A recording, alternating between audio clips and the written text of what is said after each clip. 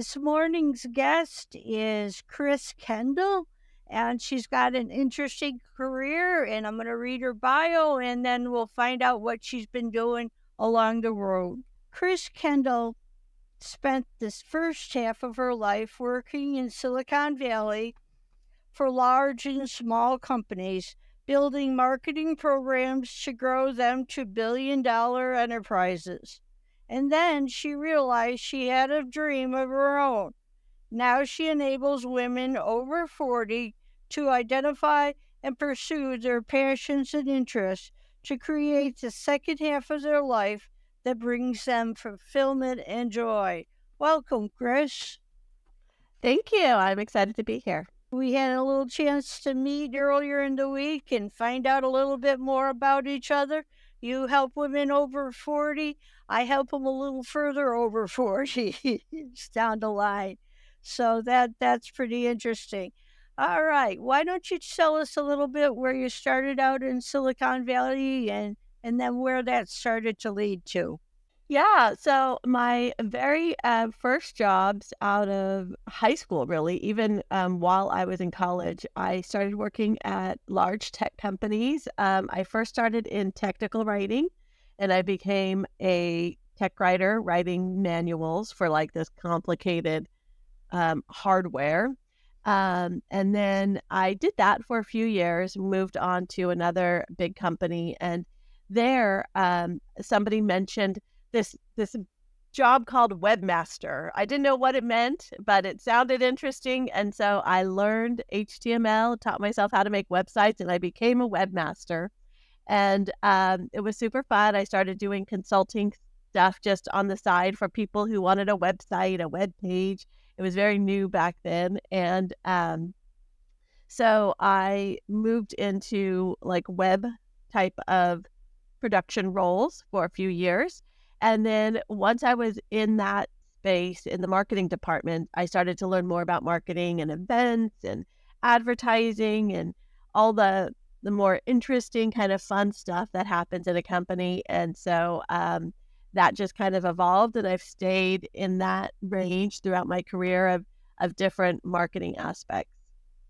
Wow, that as we were talking before, what a useful set of skills you picked up on your corporate job, and as you morphed out of there, the marketing, the webmaster, all of those skills to bring into where you're now as an entrepreneur. That was a sound choice that you made. Yeah, yeah, and probably some luck, happening to be in the right place at the right time, and you know, the right person said to me, "You should be a webmaster," and I just ran with it. Oh, that's great because many of us have started in as entrepreneurs, and even as a geeky grandma, I like tech skills, but I hadn't mastered anything to do with the web. So recently, I had to hire someone else to do that, and you're one of those go-to people for it, and that's neat. Um, so once you started to do this web mastering and doing that on the side, how did your life change after that?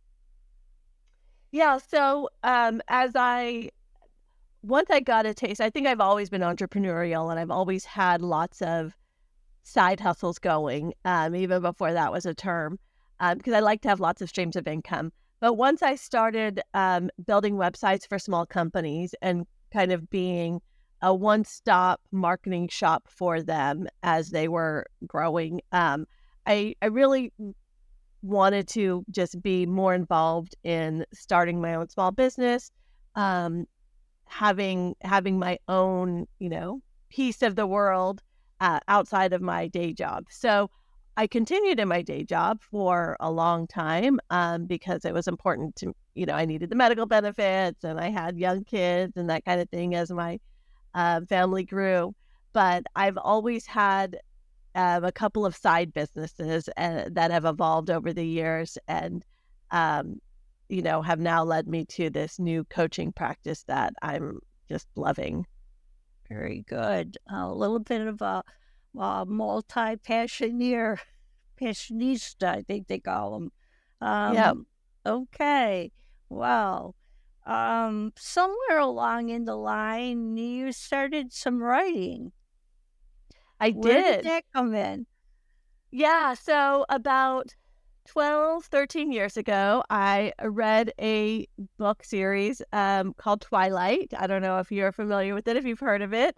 It was just this random, point in my life where I read these books and they spoke to me in a way that I was just obsessed. I became obsessed with them and I started reaching out to everybody, all my friends who had read them, and we would get together and talk about them. I mean, it was this kind of weird, crazy thing. I think I had young kids and I just needed an escape, and this happened to be the one. But I started to meet people who are writing fan fiction about it, which is like writing their own stories and their own takes on this existing world. And one of those friends was writing her own book and needed help with the marketing side. And she knew I did marketing. So I, offered to help her out. And then as I was reading her new book, I started editing them. That eventually led into an editing business. And then she told all of her other author friends. And so I started editing more and more books. And at some point when you're editing, you kind of get this idea in your head of like, I think I could do this. I might even be able to do it better. So I started writing. And I've I mean, I literally have hundreds of books now. They're short, kind of cheesy, romancy books for the most part, but there's a lot of them. And the books on their own, I was kind of in the right place at the right time with the right type of books that people were looking for, and that kind of took off on its own. So that's now its own, six-figure enterprise, just the book stuff. And then I have a publishing company that I use to publish for other authors who are just getting started, or they've written a book. Somebody who's written a book and doesn't know what to do with it after that, they just have it on their hard drive. I can take that manuscript, do all the techie stuff, and then give it back to them or upload it to their account. So they keep all the money, but I'll put it into their account and get it on sale on Amazon and Barnes and Noble and all those stores for them. And so it's kind of a author services company. But yeah, so that's been an amazing journey. I love books, and I think in the back of my mind, I always wanted to write a book, and had no idea how that would evolve, but it's been fun. Yeah, well, it's good that those back of the mind ideas do need a little nourishing along the way, but eventually it came about, and you took the steps needed. And I just wanted to, I'd like to say to my audience out there, I just one thing I really like about Kris is and her story is how there's just this flow that goes. She's been in the right place at the right time. That sounds a lot like authenticity, doesn't it? She knows what she likes, and it's you also have to not only being in the right place, but you had to have your eyes open that when the opportunity came there, and you also had to have the courage to take that step and give it a shot. And I applaud you for that. Thank And you. Yeah, I it, think being, open to the opportunity is key because, you're right. There are probably lots of people who find themselves at an opportunity is presented and it sounds like perfect and amazing and exactly what they want to do, but they let fear or uncertainty or whatever stop them from taking it, and then maybe they have to look back on that with regret at some point, or just a missed opportunity. Yeah, and that's one thing that I've talked to our gals about that are listeners out there that, you know, you don't want to be on your deathbed and say, "Oh, I wish I had," because then it's too late. But now you can have a chance. Sometimes you rewire it. You may not be a rock cat on the stage at 83, but nothing says you can't take a tap dancing class or Yeah. some other version of it. So that's neat. Um, where did the coaching part, how did that come in? Yeah, so, several years ago, I was talking to a friend about how, I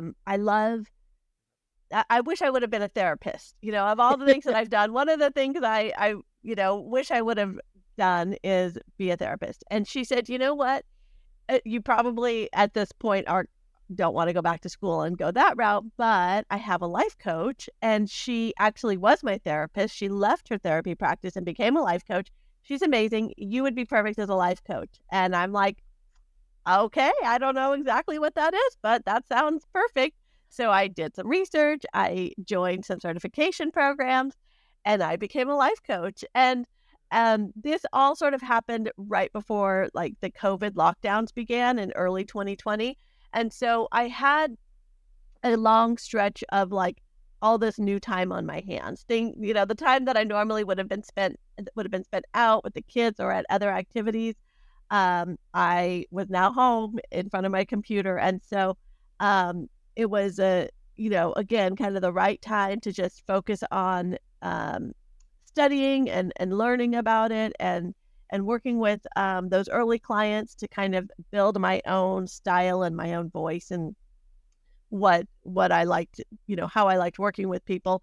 And then most recently, I found a company called Hello 7, and I've been in a business coaching certification program with them for the past year, to be a Hello 7 coach, and that 7 is like, 7 figures. So it's, as companies grow from 0 to, just earning their first, like, 20,000 and then going up to 50,000 and then 100,000 and just, expanding their small business. I have a framework that I work with them to get them to each of those stages. And so, just in the past 6 months, I've added the business coaching. And so my company, Fulfilled After 40, is really about, um, as you mentioned, helping women over 40 who are at that next stage in their life. Maybe they're empty nesters, maybe they're retired, maybe they have been laid off and they're trying to figure out, what to do next, or they're recently divorced. I mean, there's so many different stages that we experience at at this age where things are just changing. And for so many women, they don't really know what to do next. They're kind of at this like, um, they get almost frozen and, just keep doing what you've been doing, even though the kids aren't around anymore, even though the job is different or not the same, or you don't love it the way you used to, or they don't love you the way they used to as you get older. And so, just recognizing that there are things that you used to love, things that you used to want, and how can we, you know, still achieve them? How can they, rekindle those passions and turn that into something for this next stage in their life that they're going to really love and maybe make some money from it, maybe not, maybe it's just a hobby or reuniting with old friends or creating new friends and having a new group, but whatever that looks like for them. Yeah, that sounds great.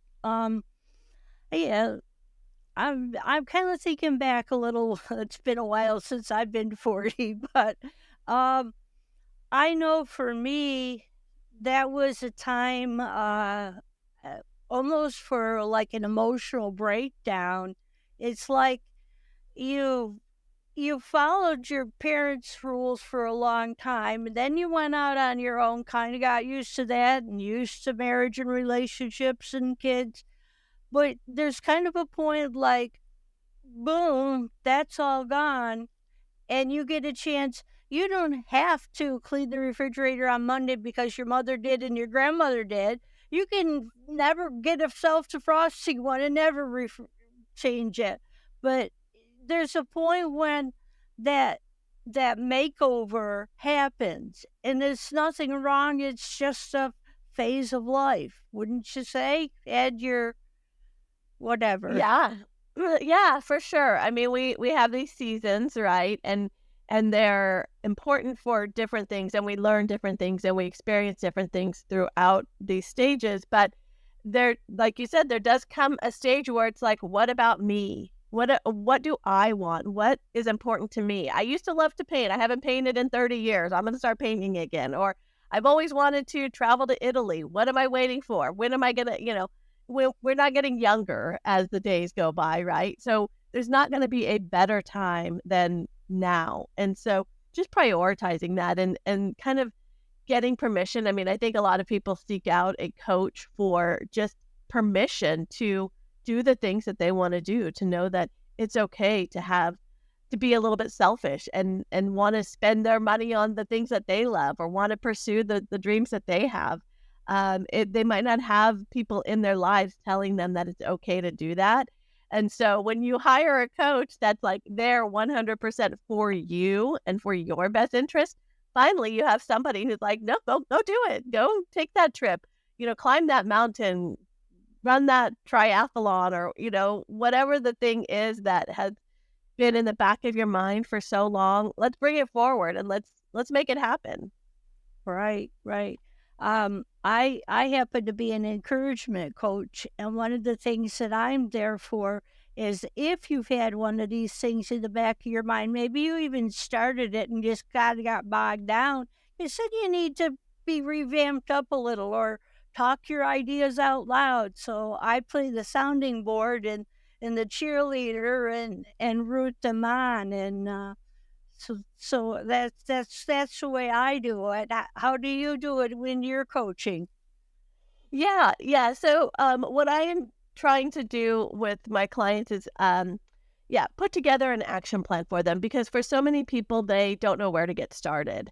And so, they just need like that, what's first? So the first thing we're gonna do is, make a list of all the things you love, for example. And then it's like, okay, well then there's all these things that I love. Then what? Well, let's see, what are you really good at? What is still easy for you to do? Like you mentioned, uh, becoming a world-class ballerina or something might not be realistic, but maybe you love to dance and now it's time to take some dance classes, or just to find a couple friends and once a week go out to one of the clubs that have a dance class or something like that. What does that look like now? And we just kind of build some like realistic actions that they can take that are not intimidating. Well, they might be a little intimidating, but they're not impossible. They're not beyond their capability.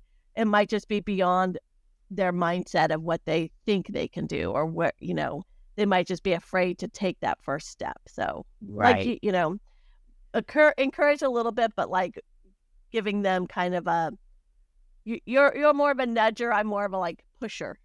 We're doing this. Yeah, we all have our style, and it's like grandmas may love you, but they love you too much to let you get away with wasting your time in your life. They're gonna give that firm enough nudge that you go. It makes a difference in how you travel forward. Good. Yes. Yeah, yeah. Did you see any with your kids watching this as you grew through these stages and as they were growing? Did they pick up any of these habits, or do they have that tendency?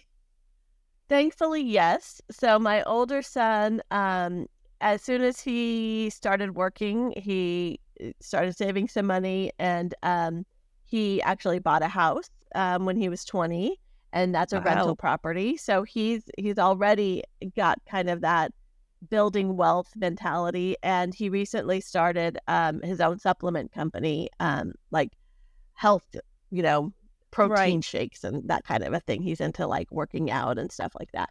So he's definitely got the entrepreneurial bug. My younger son, who just graduated from high school, he's 18. So he he didn't go to college. He went straight to work. He's working at Tesla. And so he is really on the like investment side. He's hoarding every penny he makes, and he's buying stock, and he received some stock when he joined the company. And so he's like kind of on the other side of building wealth, not ready to like do a business, and Right. maybe won't, but very aware of like how money grows and stuff like that. So that's been exciting to see, and I'm very happy that they were paying attention Yeah. through all of Yeah. my Well, lectures over the years.